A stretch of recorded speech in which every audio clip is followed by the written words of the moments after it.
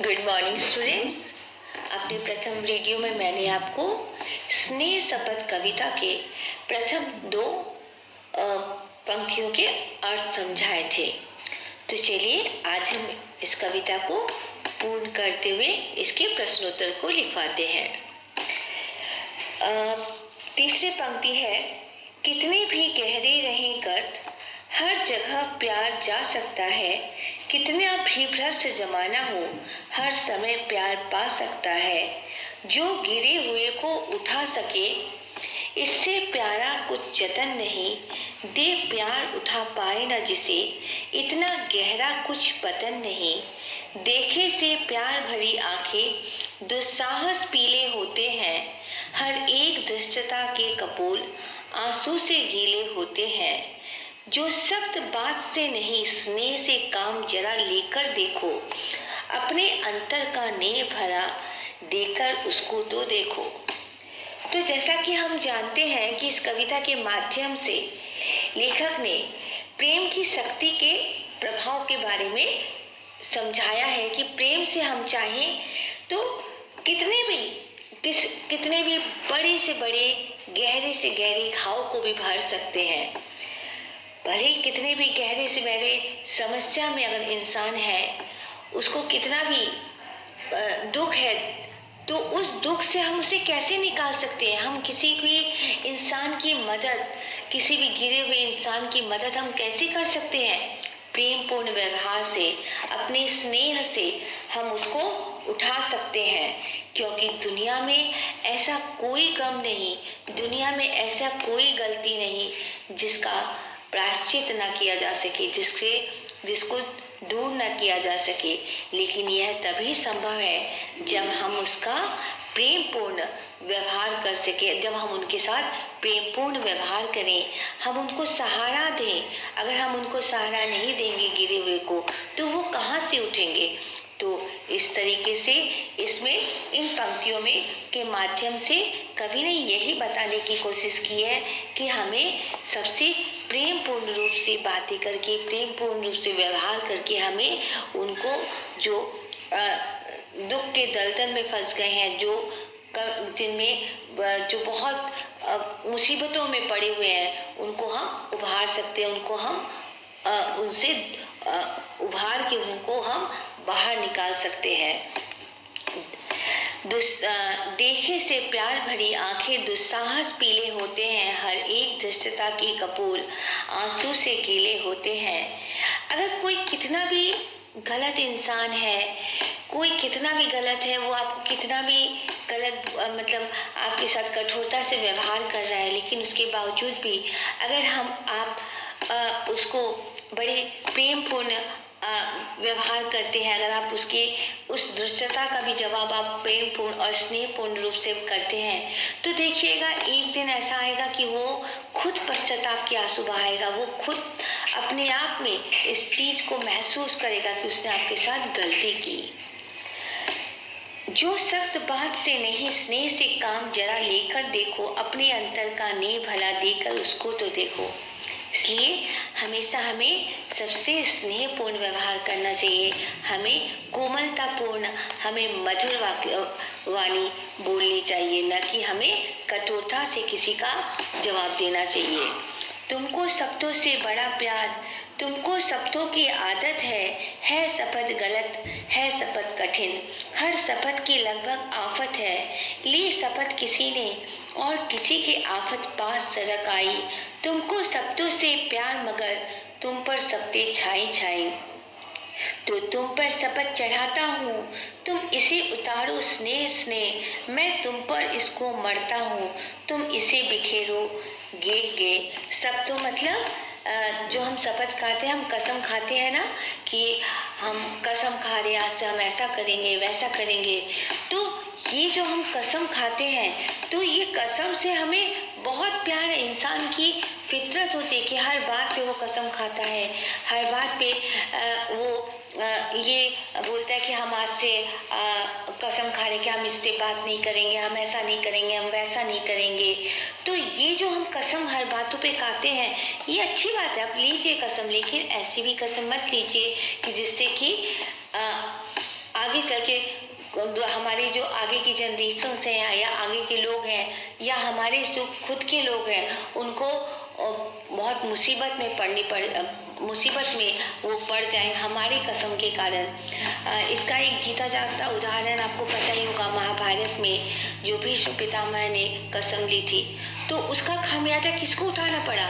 उनकी उस कसम का खामियाजा कौरव और पांडव दोनों को उठाना पड़ा। और जिसका अंत क्या हुआ?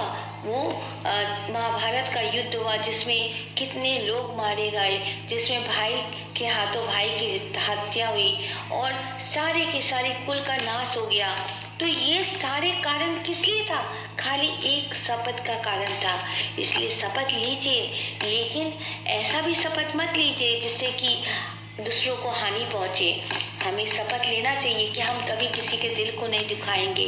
हमें ये शपथ लेनी चाहिए कि हम हमेशा सबकी मदद करेंगे, उनके दुखों को दूर करेंगे। तो इस तरह की शपथ हमें लेनी चाहिए। मैं शपथ तुम्हें करुणा है, शपथ तुम्हें करुणाकर की है, शपथ तुम्हें उस नंगे की जो भीख स्नेह की मांग मांग मर गया किसी की उस भिखमंगे की है। सख्त बात से नहीं स्नेह से भर काम जरा लेकर देखो, अपने अंतर का नींव उसको तो देकर देखो।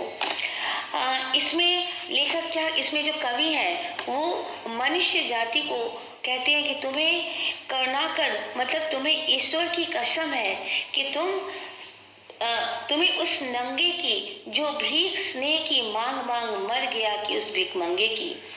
भीख उस नंगे की मतलब उस न्यूटकी का मतलब किस चीज से तात्पर्य, इसका मतलब क्या है? जो भिखारी भिखमंगा मतलब जो प्यार की भूखा है, जो प्यार का भूखा है, जो प्यार की आशा में, बस स्नेह की आशा में जो अपना पूरा जीवन निकाल दिया, जिसको सिर्फ किस चीज की अगर आप देखोगे इवन कोई भी अगर इंसान होता है वो क्या चाहता है आपसे?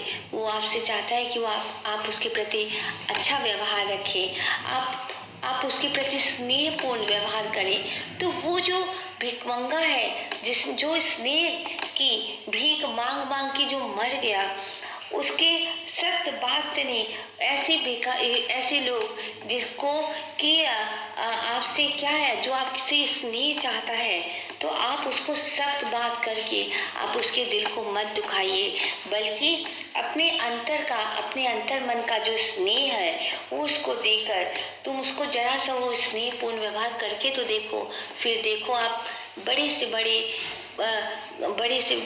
कितनी बड़ी से बड़ी हर विपत्तियों को दूर कर सकते हो, आप लोगों के हृदय को जीत सकते हो। तो इस तरीके से अगर हम देखेंगे तो इस कविता के माध्यम से जो कवि है हमें क्या बताना चाहे हैं कि स्नेह और प्रेम का महत्व तथा उसकी शक्ति का प्रभाव समझाना की कोशिश की है। और चाहे कैसा भी व्यक्ति हो, धनी हो निर्धन हो, परिचित या अपरिचित हो, हमें भूल कर भी किसी को कटु वचन नहीं बोलना चाहिए। भेदभाव और कड़वाहट से भरे रिश्तों को भी स्नेहपूर्ण व्यवहार तथा मृदु वचनों से प्रेम के रिश्तों में बदला जा सकता है। स्नेह की शक्ति अपार है, वह गिरे हुए व्यक्ति को संभाल सकता है, सही राह दिखा सकता है।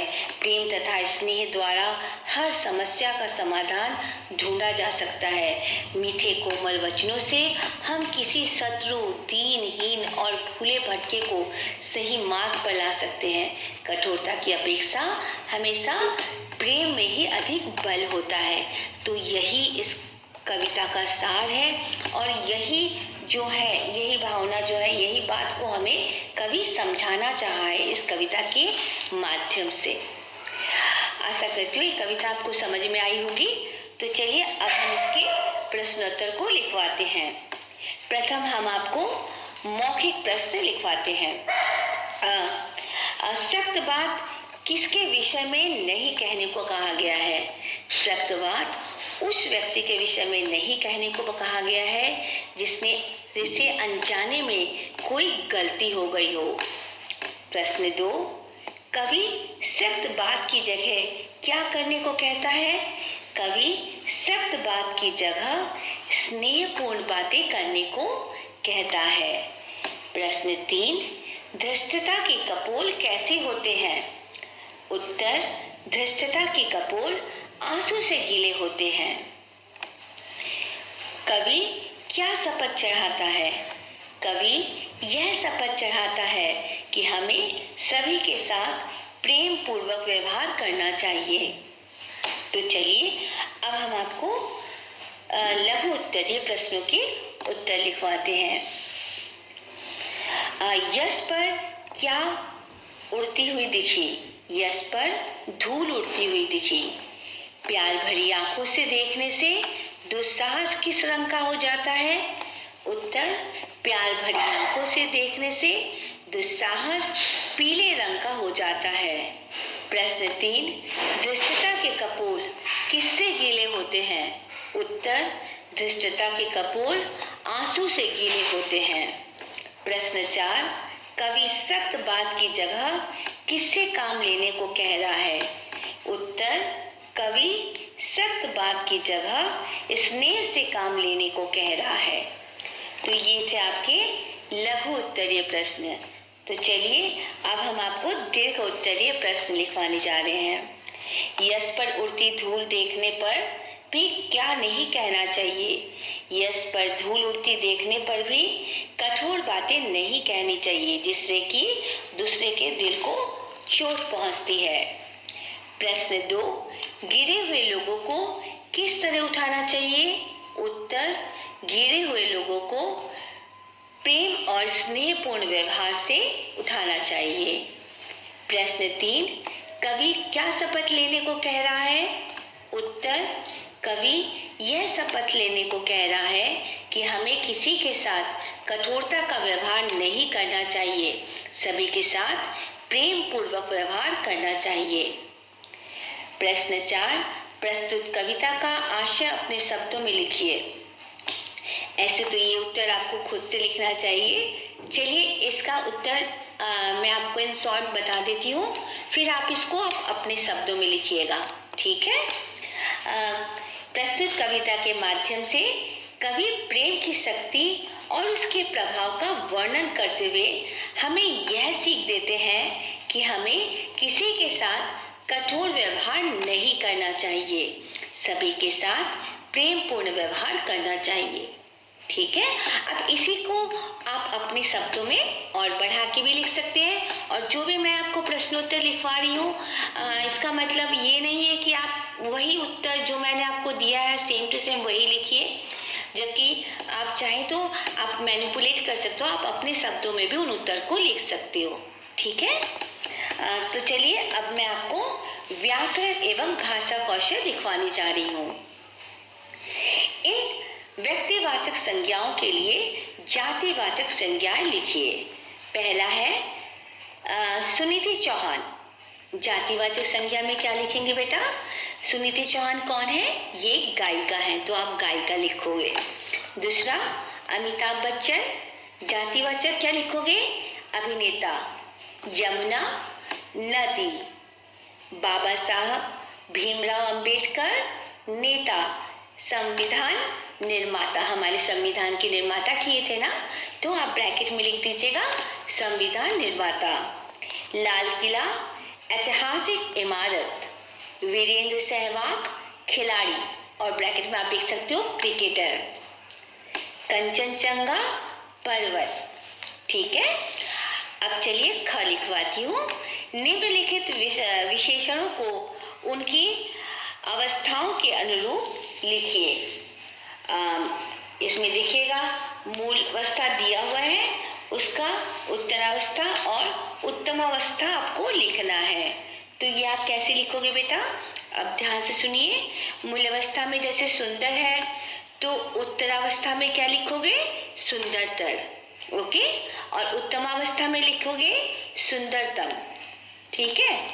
ऐसे निकट का क्या होगा? उत्तरावस्था निकटतर, उत्तमावस्था निकटतम। गुरु का उत्तरावस्था गुरुतर, उत्तमावस्था गुरुतम। अधिक का उत्तरावस्था में क्या लिखोगे बेटा? अधिकतर, और उत्तमावस्था में लिखोगे अधिकतम, महान का महानतर क्या हो जाएगा? उत्तरावस्था। और महानतम क्या हो जाएगा? उत्तम अवस्था। सरल का सरलतर उत्तरावस्था और सरलतर उत्तम अवस्था। ठीक है, तो एक बार फिर से मैं आपको बता दूं, सुंदर का सुंदरतर सुंदरतम, निकट का निकटतर निकटतम, गुरु का गुरुतर गुरुतम, अधिक का अधिकतर अधिकतम, महान का महानतर महानतम, सरल का सरलतर सरलतम। ठीक है बेटा, अब चलिए दूसरा वाला करवाते हैं। निम्नलिखित क्रियापदों से तालिका पूरी करें। जैसे पहला है पढ़ना। पढ़ना का वर्तमान काल में क्या होगा? पढ़ता है। भूतकाल में पढ़ा था और भविष्य में पढ़ेगा। जैसे कहते हैं ना, पास्ट प्रेजेंट फ्यूचर टेंस होते हैं ना, तो ये वही है। ठीक है, अब दूसरा क्या है? लिखना। लिखना का वर्तमान क्या होगा? लिखता है और लिखा है। और भूतकाल में क्या लिखोगे? लिखा था या लिखता था। भविष्य में लिखेगा। आना का वर्तमान आना है। भूतकाल में आया था, भविष्य में आएगा। गिरना का वर्तमान गिरता है। भूतकाल गिरा था। है जहां पे भी होगा बेटा, वो हो जाएगा वर्तमान काल। था भूतकाल और गा गे गी भविष्य काल। ठीक है बेटा, ये चीज आप अपने दिमाग में रख लीजिए, फिर अपने आप लिख लोगे। है का मतलब वर्तमान, मतलब प्रेजेंट टेंस। था का मतलब भूतकाल, पास्ट टेंस। गा गे गी फ्यूचर टेंस, दैट वो क्या होता है? भविष्य काल। ठीक है, गिरना का गिरता है, भूतकाल गिरा था और भविष्य काल गिरेगा। खेलना का वर्तमान खेलता है, भूतकाल खेलना था और भविष्य काल खेलेगा। ठीक है, अब दूसरा है निम्नलिखित शब्दों का अर्थ स्पष्ट करते हुए वाक्य प्रयोग कीजिए। तो मैं आपको अर्थ बता देती हूँ बेटा, लेकिन वाक्य आपको अपने शब्दों में लिखना है। ठीक है, प्रथम है अफवाह। अफवाह का मतलब क्या होता है बेटा? झूठी खबर, चुगली, शिकायत करना। बड़बोलापन, अपनी बड़ाई अपने मुंह करना। निंदा, बुराई करना। ख्याली पुलाव, कल्पना करना। ठीक है, अब इसमें बेटा एक प्रश्न और था, प्रश्न नंबर घ। कविता के निम्नलिखित अंश का अर्थ स्पष्ट कीजिए। कितने भी गहरे रहे गर्त, हर जगह प्यार जा सकता है। कितना भी भ्रष्ट जमाना हो, हर समय प्यार पा सकता है। तो इन 4 लाइनों का उत्तर जो है आप खुद स्वयं लिखिएगा बेटा। ठीक है, तो भी चलिए थोड़ा सा उसका एक हिंट दे देती हूँ, तो आप इसी को थोड़ा सा अपने शब्दों में लिखिएगा। ठीक है, जैसे इसका अर्थ मिलता जुलता अर्थ थोड़ा बहुत बताती हूँ कि मनुष्य के जीवन में जितनी भी समस्याएं हों तथा वह जितनी भी बुराइयों के अंधकार में घिरा क्यों न हो, उन सभी को प्रेम पूर्ण व्यवहार से दूर किया जा सकता है। प्रेम पूर्ण व्यवहार से उन्हें उन बुराइयों से निकाला जा सकता है। ठीक है, तो चलिए ये सब था आपके प्रश्नोत्तर। तो आप इस वीडियो को ध्यान से सुनिएगा, प्रश्नोत्तर को सुन सुन के अपने कॉपी में लिखिएगा। ठीक है, ओके बेटा, धन्यवाद।